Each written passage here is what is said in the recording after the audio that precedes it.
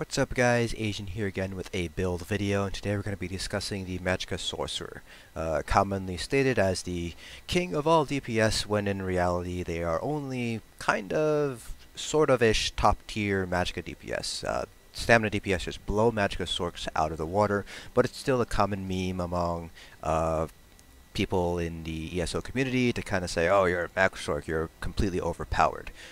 So hopefully today we will show that the Max Sorc is not actually that overpowered, and there are some issues with Max Sorcs that you need to address if you're going to play PvE. So just like our other build videos, we're going to be going over gear, CP point distribution, abilities. We're going to go over our rotation. We're going to discuss things and kind of show you guys my mentality when I go through my rotation. And then we're going to end things with a 6 million dummy parse, so you guys can get an idea of the sustain problems, and I can narrate through my rotation in my line of thought when I come up with my rotation and things like that. So starting things off here with our gear. We have 2-piece Ilambris. I am using a Health Enchant on my helm because I am using Witchmother's Potent Brew, so I do need that extra Health Enchant in order to get my health up to an appropriate level. I am sitting at 16.4k health, which is lower than the recommended 17k for trials. However, I feel comfortable enough in my survivability and my ability to avoid mechanics and shield up and predict certain mechanics from happening, so I am comfortable running with this amount of health. I've run plenty of trials with this amount of health and haven't had that much of an issue before. My 5-piece set is going to be Julianos. You can go with Netch if you'd like, but that's kind of dependent on whether you're using Destructive Clench or not. More on that a little bit later. So that's the main set here, or at least the main benefit of using Julianos is that it's crafted, it's easy to get, and you can basically customize it to however you'd like, depending on the motifs that you or the person crafting it knows. So it's that's typically the go-to set for most Magicka DPS nowadays. Now for our jewelry, we're going to be going with 3 Master Architect. I do believe I'm using the wrong ring.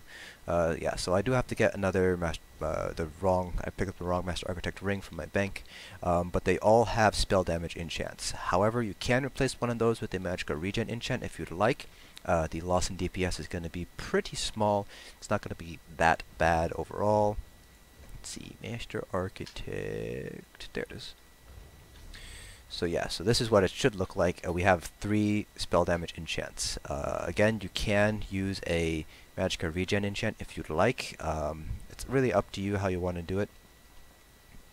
But I like to have 3 spell damage enchants and just heavy attack a little bit more. For our front bar, we're going to be using the Asylum's Perfected Lightning Staff, and then our back bar is going to be the Maelstrom Lightning Staff. So the Asylum Staff is going to be infused with a fire damage enchant, and our Maelstrom Staff is going to be, I have sharpened, but the best in slot is going to be nirnhoned with a weapon damage enchant.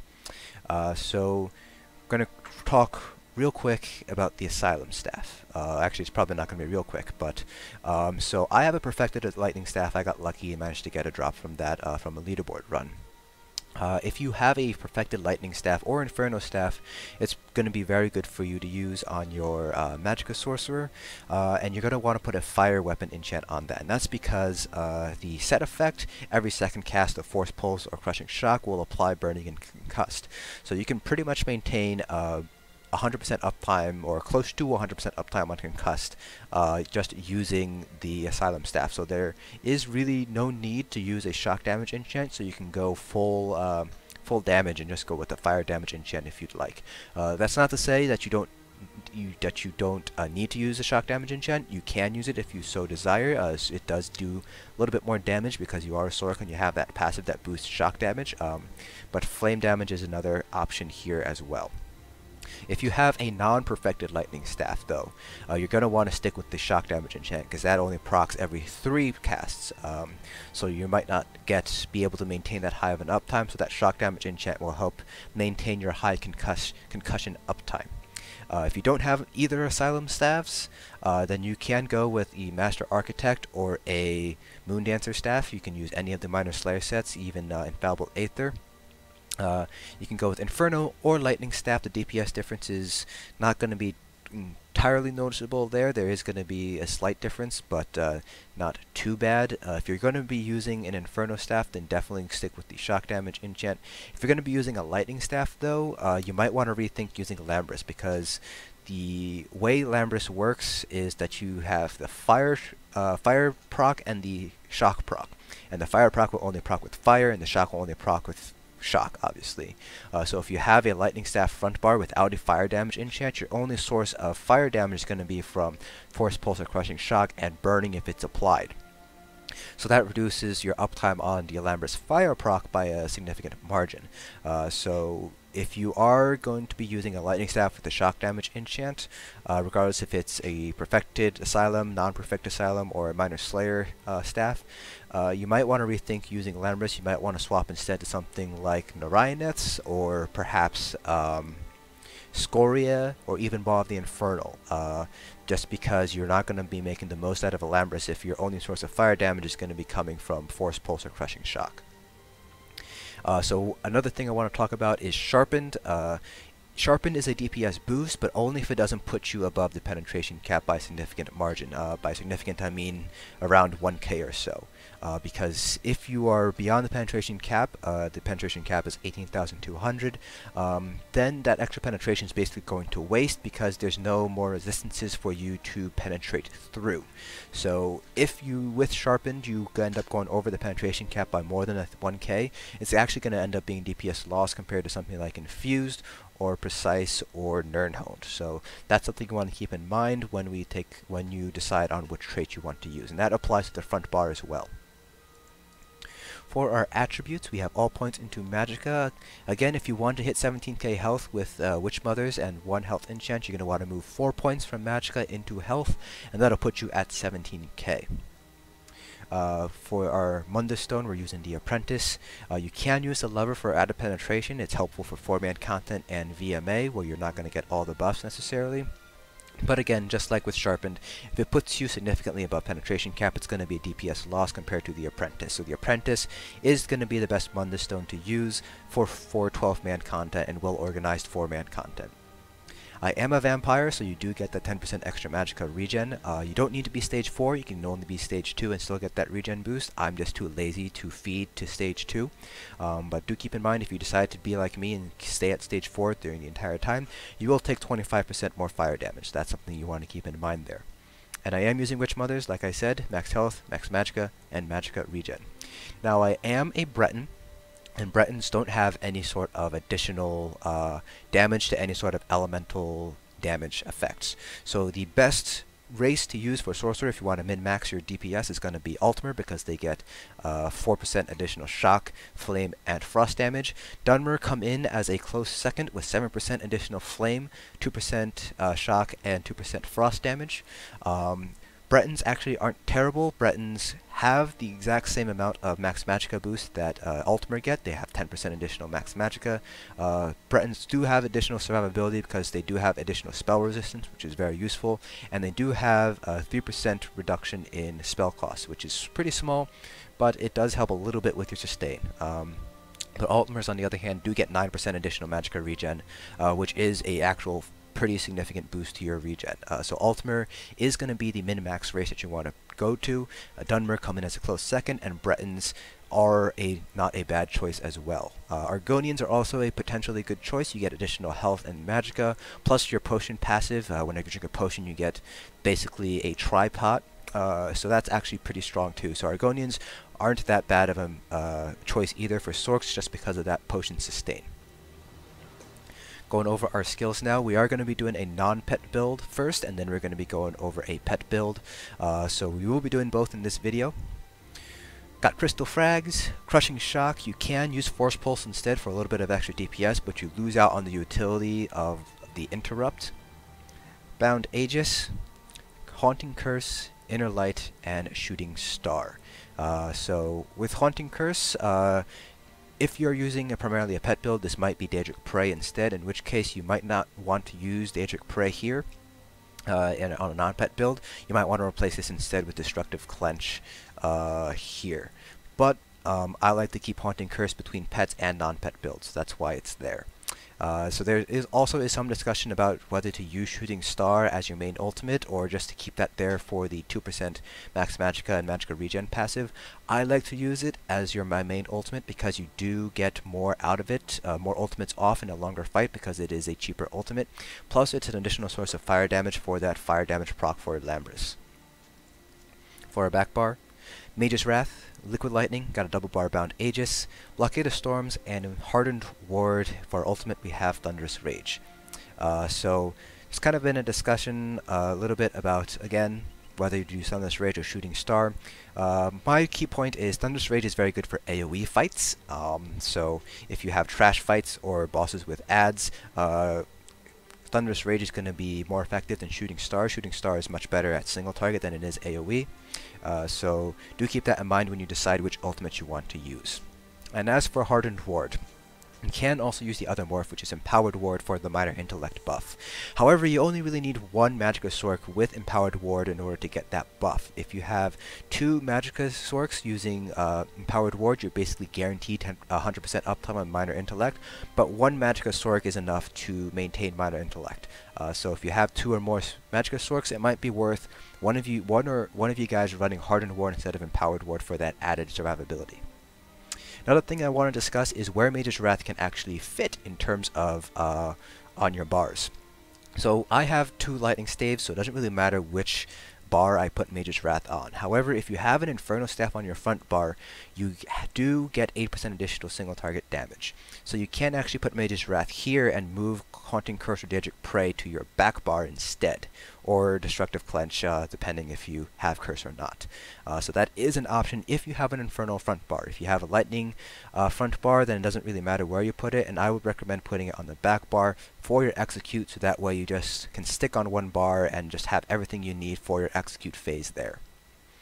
So for a pet build, instead of Bound Aegis, you'll just be running Volatile Familiar instead. And instead of running Julianos, you'll be running Necropotence, but other than that, everything else remains exactly the same in terms of gear, CP, attributes, everything like that. So speaking of CP, 75 into Arcanist, 75 in Tenacity, and then these next 80 points can be split among these next three nodes, however you'd like. 26 into Warlord, 26 into Tumbling, and 28 into Shadow Ward.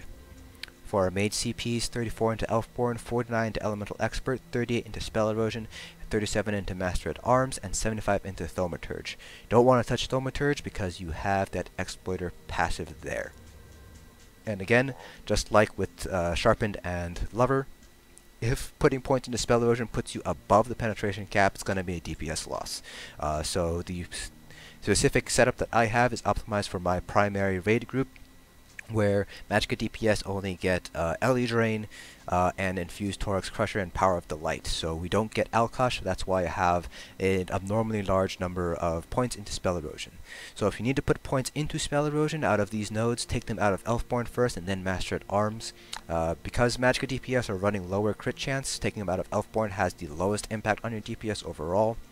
And if you want to add in points from Spell Erosion, like you want to take them out of Spell Erosion, just do it in reverse. You put them in Master at Arms and then Elfborn. You don't want to touch Elemental Expert if you can help it, because that is a boost across all of your abilities, light attacks, heavy attacks, everything.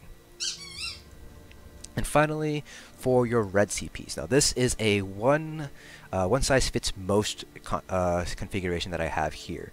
Now depending on the content you're running, you might want to switch around your CP depending on whether there's going to be more direct damage, more dots, things like that.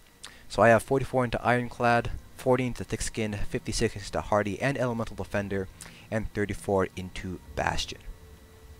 So that's pretty much it for basically gear, CP, abilities, things like that. So now I'm going to talk about rotation. So the way that you're going to start a boss fight or a parse pretty much goes like this. You're going to want to buff up with your potion first, and then you're going to want to drop your dash or ulti. Real quick, I'm going to swap out my shield with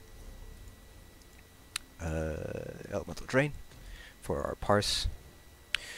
So you're going to want to buff up with your potion first and then go in with your ultimate. You start off with your ultimate, and then what you're going to want to do is you're going to want to do Liquid Lightning first.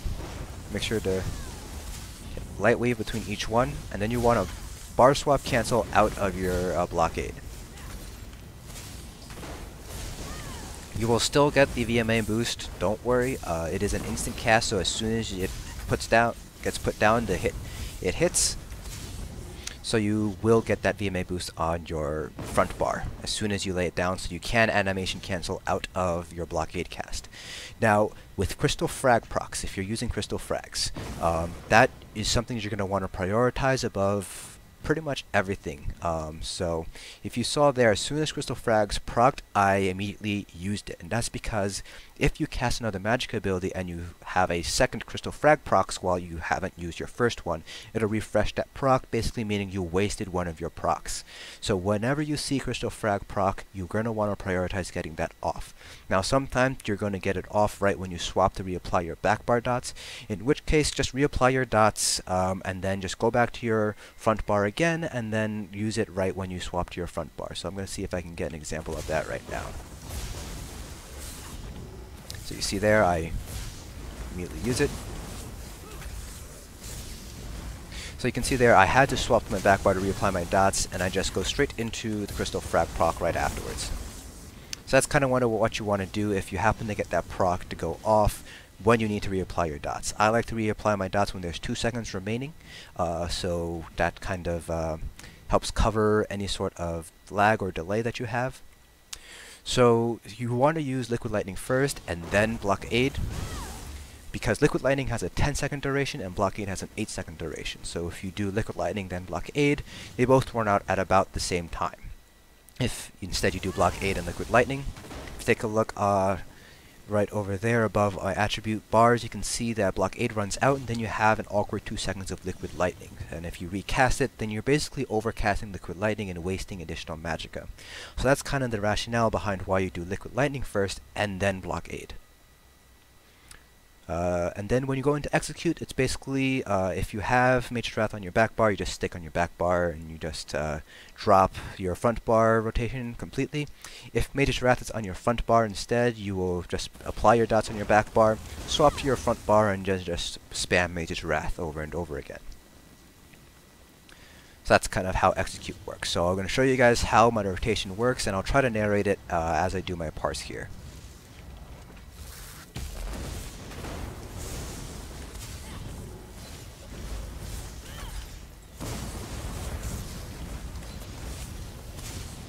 You can see there I had to reapply my dots.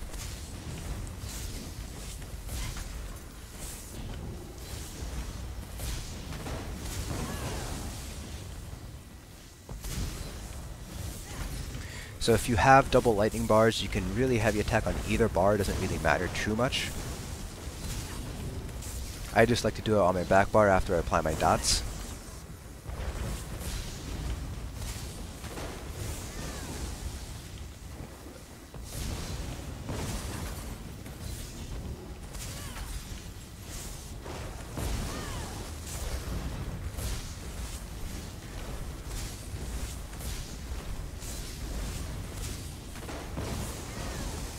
As you can see, I'm pretty much heavy attacking every other rotation and not really having a problem with sustain too much at this point.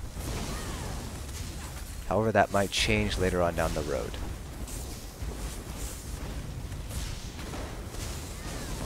You can see here, I'm already starting to feel the burn with the sustain.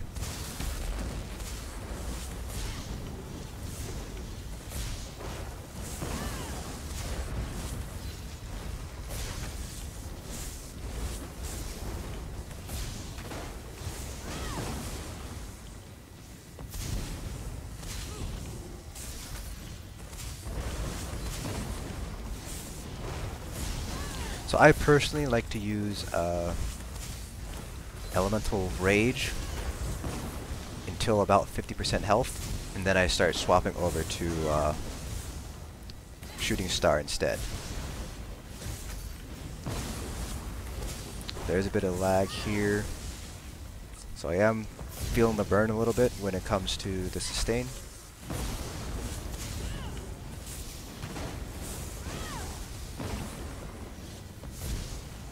See, I'm heavy attacking a lot more now.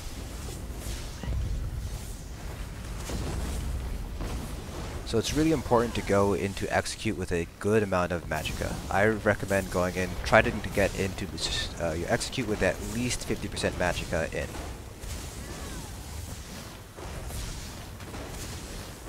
And even then, you're probably going to have to heavy attack at least once during your execute. So you can see here I'm already dipping down below 20, so I had to heavy attack there.